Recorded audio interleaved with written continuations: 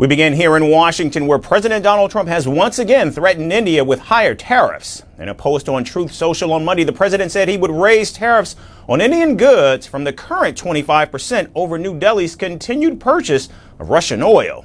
He claimed India was buying massive amounts of Russian oil and then allegedly reselling it for big profits. The president then took it a step further, accusing New Delhi of not caring about the number of people being killed by the Russian war machine in Ukraine. However, the president did not specify what new tariff levels India could face. In a statement late Monday, New Delhi hit back at the U.S. and the European Union, calling out their hypocrisy. The Indian government said that America's targeting of India was quote-unquote unjustified and unreasonable. India has been targeted by the United States and the European Union for importing oil from Russia after the commencement of the Ukraine conflict. In fact, India began importing from Russia because traditional supplies were diverted to Europe after the outbreak of the conflict. New Delhi also pointed out that not only did Washington encourage such trade previously, but both the European Union and the United States were continuing to actively trade with Russia in excess of the amount that India does. New Delhi says the U.S. was continuing to import uranium hexafluoride, important for its nuclear industry, palladium for its electric vehicle industry, as well as fertilizers and chemicals from Russia.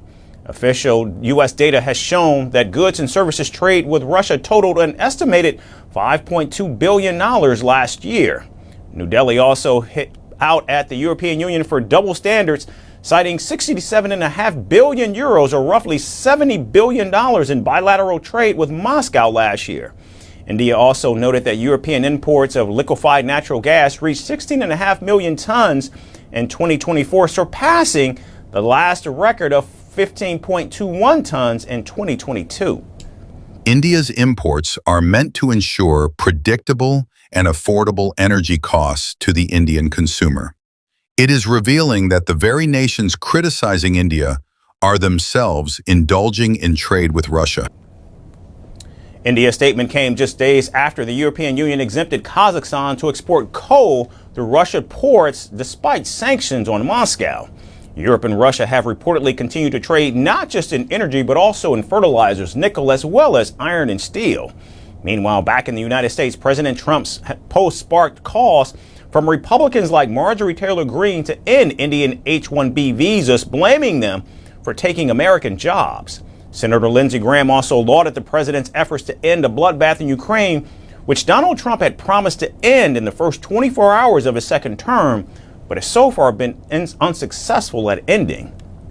However, Russia criticized President Trump's decision to raise tariffs on India, and the Kremlin called U.S. efforts to force countries to sever trading relations with Moscow illegitimate and stressed that sovereign countries have the right to choose their own trading partners. So far, India has committed to take all necessary measures to safeguard its national interests and economic security.